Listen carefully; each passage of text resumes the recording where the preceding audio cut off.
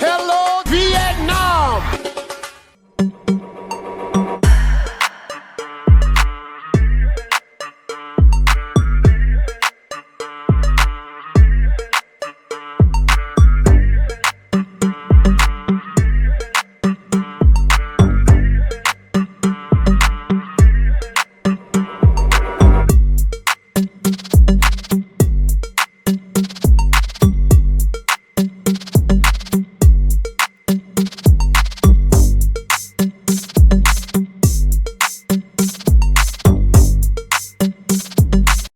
Khác hoàn toàn với chợ trên Đất Liền, chợ nổi Cái Răng Cần Thơ và các chợ nổi khác của các tỉnh thành miền Tây đều họp từ rất sớm, từ 4-5 giờ sáng là thời gian thích hợp để đi chợ nổi Cái Răng Cần Thơ. Mới tờ mờ sáng có rất nhiều người xếp hàng đông nườm nượp tham gia tour chợ nổi Cái Răng. Bởi lúc này các ghe xuồng đã bắt đầu đua nhau cặp chợ đến chợ lúc này. Bạn không những sẽ được hòa mình vào không khí sôi nổi, tấp nập kẻ mua người bán, mà còn có cơ hội chiêm ngưỡng bức tranh chợ nổi tuyệt đẹp khi bình minh ló gạt nữa đấy. Đến trung tâm chợ tầm khoảng 6 giờ sáng, lúc này bạn có thể ăn sáng ngay trên ghe thuyền là vừa đẹp.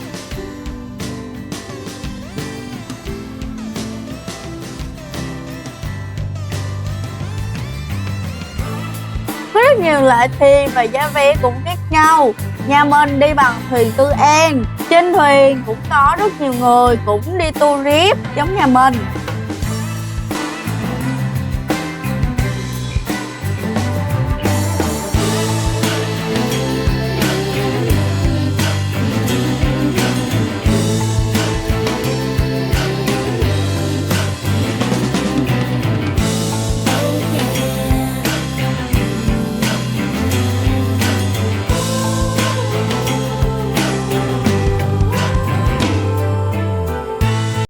Xin chào các tình yêu, hiện tại mình đang ở đó chính là chợ nổi Cái Răng Cần Thơ. Cho hành trình xuôi theo chợ nổi Cái Răng Cần Thơ với thời gian tour khoảng 4 tiếng đồng hồ. Chúng ta sẽ lần lượt đi qua các địa điểm và trải nghiệm các hoạt động thú vị sau. Đầu tiên tìm hiểu hoạt động mua bán sầm uất tại chợ nổi. Tiếp theo ăn sáng và thưởng thức các món ngon ngay trên quán ăn nổi. Kế tiếp ghé thăm lò hủ tiếu truyền thống. Cuối cùng ghé thăm lò kẹo dừa quê tôi. Chợ nổi Cái Răng là loại hình chợ độc đáo và đặc trưng của vùng đồng bằng sông Cửu Long và không nơi nào trên đất nước Việt Nam có được. Và đây cũng là khu chợ tiêu biểu sầm uất nổi tiếng nhất cho nét văn hóa sông nước miền Tây. Chợ nổi Cái Răng Cần Thơ được công nhận là di sản văn hóa phi vật thể quốc gia vào năm 2016. Chợ nổi Cái Răng Cần Thơ được hình thành từ những năm đầu thế kỷ 20, chủ yếu buôn bán các loại nông sản, trái cây đặc sản của vùng đồng bằng sông Cửu Long. Trong quá khứ, chợ đã từng trở thành nơi thu mua lúa gạo lớn nhất tại miền Tây của người Hoa Kiều. Với những ai yêu thích khám phá, muốn tìm hiểu về văn hóa miền sông nước Nam Bộ, thì chợ nổi Cái Răng Cần Thơ chính là điểm đến lý tưởng nhất.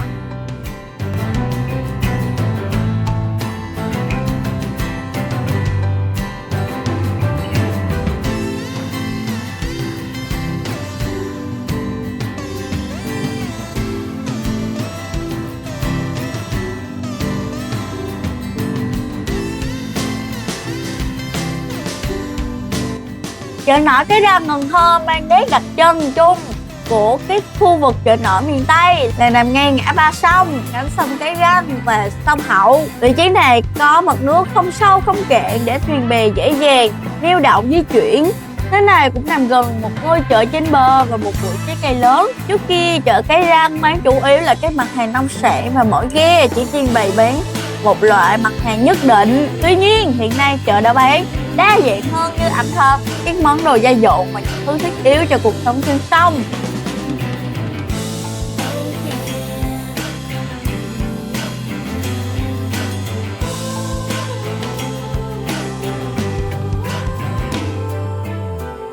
Hòa mình vào không khí của buổi chợ, bạn có thể tìm hiểu cuộc sống sông nước của người dân trên những căn hộ di động với đầy đủ tivi, bếp nấu, cây cảnh vân vân.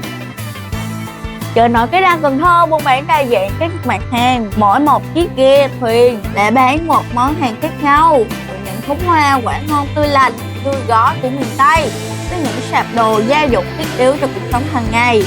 Do không gian chợ nổi rộng, tiếng sóng vỗ, tiếng máy nổ lớn nên không thể dùng tiếng reo như trên đất liền, nên những món đồ bày bán sẽ được chủ ghe treo lên một cây sao, người dân ở đây gọi là cây bẹo, để người mua có thể dễ dàng nhận ra món đồ mà mình cần tiến lại gần mua. Thế mình tìm hiểu thì có phương thức 4 treo, ở đây chính là treo gì bán nấy. Chủ ghe bán cái gì thì treo cái đó lên cây bẹo. Ví dụ muốn bán dưa hấu thì sẽ treo trái dưa hấu lên. Treo mà không bán đó chính là quần áo của nhiều hộ gia đình sinh sống trên thuyền. Không treo mà bán, chỉ những chiếc ghe nhỏ le lợi phục vụ cái mặt hàng cho khách đi chợ như bún hủ tiếu, bún riêu, cà phê, bánh mì thịt vân vân. Treo cái này nhưng bán cái khác. Khi bạn thấy họ treo một tấm lá lợp nhà thì có thể hiểu nhầm là họ đang bán chiếc ghe của họ, ngụ ý chiếc ghe như ngôi nhà của họ. Người dân buôn bán với nhau từ ghe này qua ghe khác bằng cách túm hứng hoặc truyền tay cái món đồ.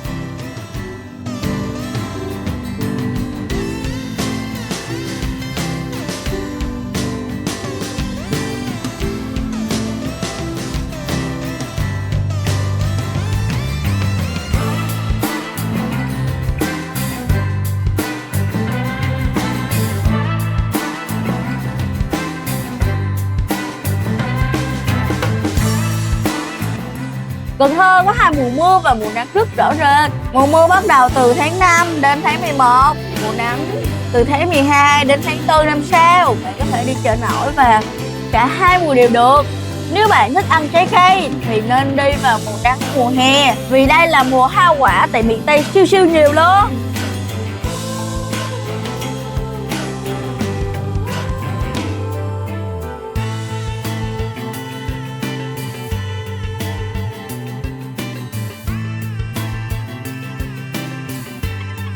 Nếu bạn đi chợ nổi từ 5 đến 6 giờ sáng thì 7 giờ là thời điểm tuyệt vời cho buổi sáng rồi. Bạn đừng nghĩ ở đây chỉ có những mặt hàng nông sản như khoai lang, bí đỏ, khoai mì, khoai môn vân vân, hay các loại trái cây tươi không thôi đâu nha. Để phục vụ cho người dân địa phương cũng như du khách, có rất nhiều chiếc ghe nhỏ len lỏi khắp con sông bán những lâm sản trên ghe như cháo, cơm sườn, hủ tiếu, bún riêu, bún xào vân vân, và các loại thức uống như chè, cà phê, dừa dứa, dừa xiêm, sữa đậu nành vân vân. Và đừng ngạc nhiên khi bạn thấy một quán nhậu nhẹt trên sông nhé.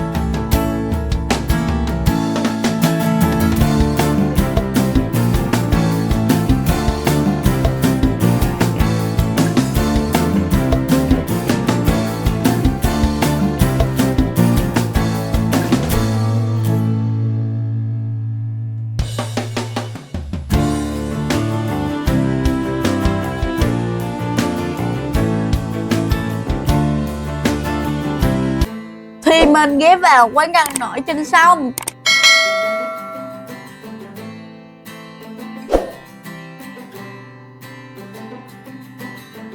Trong vô vàn món ngon được bán tại đây, hủ tiếu lắc và cà phê kho là 2 món đặc sản bạn nhất định phải thử khi đến chợ nổi Cái Răng Cần Thơ. Đây là 2 món đặc sản ngon, độc đáo sinh ra từ đặc trưng văn hóa sông nước. Nói về sự ra đời của hủ tiếu lắc thì đó là vì mỗi khi ghe thuyền bán hủ tiếu dừng lại, khách mua một tô hủ tiếu ăn ngay ở đấy, không có bàn ghế như ở trên bờ. Món hủ tiếu này ngồi trên thuyền, chao đảo lắc qua lắc lại, người ta gọi là hủ tiếu lắc. Với món đặc sản hủ tiếu lắc, ngày xưa người ta dùng tô sành và đợi khách ăn xong thì nhận tô lại. Ngày nay để tiết kiệm thời gian, Có nhiều khi người ta còn làm tô nhựa để mang đi. Còn về món cà phê kho độc đáo thì sự ra đời của nó cũng rất thú vị. Chuyện là khi bán cà phê ở dưới sông, khúc nào gió cũng nhiều. Cà phê chế ga rất mau nguội, do đó người ta sẽ có một cái bếp giống như một cái siêu sắc nước và đống củi với lửa liu riu để giữ nóng, nên nó có tên gọi như vậy đấy. Cà phê kho cũng là một món quen thuộc của cộng đồng người Hoa nếu bạn đã từng lang thang cái quán cà phê Sài Gòn.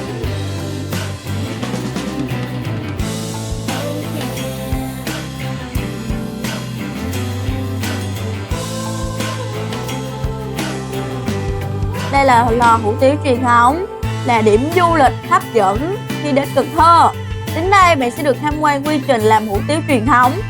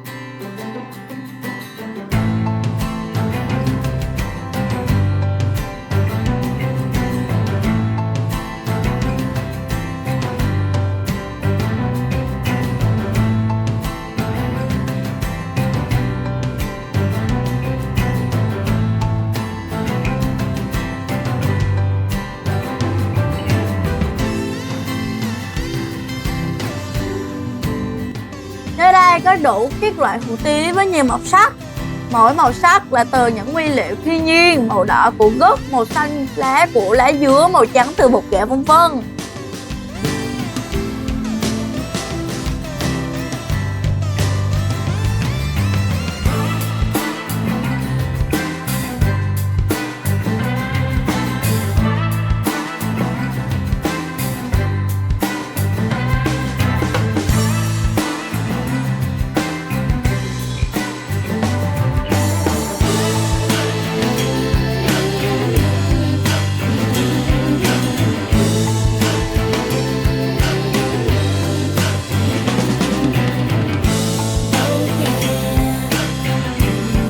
Đây là món pizza hủ tiếu độc đáo có 102, một trong những đặc sản Cần Thơ nổi tiếng.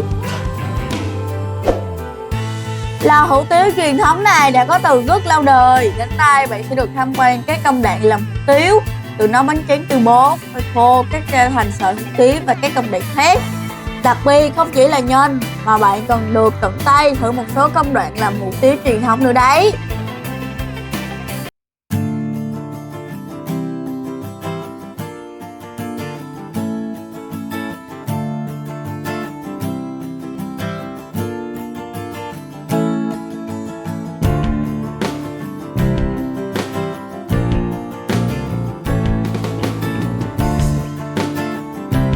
Đây là máy cắt sợi hủ tiếu cho du khách tham quan và trải nghiệm.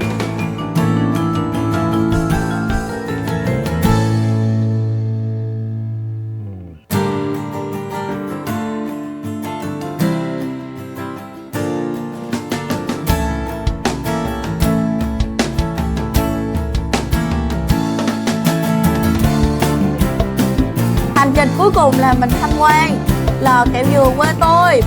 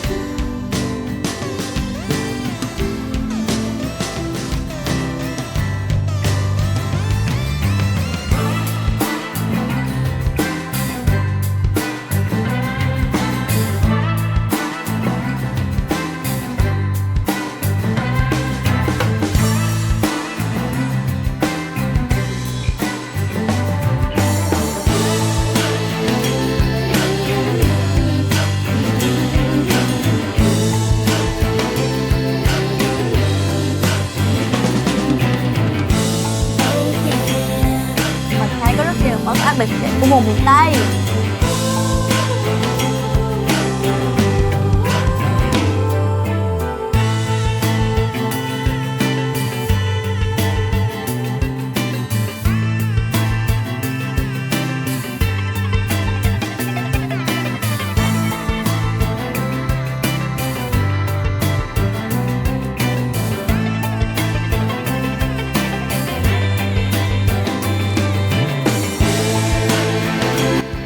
Nếu có dịp tour về miền Tây thì bạn nên tham gia chợ nổi Cây Răng để thấy được cảnh chợ sôi nổi độc đáo nơi đây, cũng như trải nghiệm ẩm thực độc đáo cùng thể thích ăn trái cây thoải mái.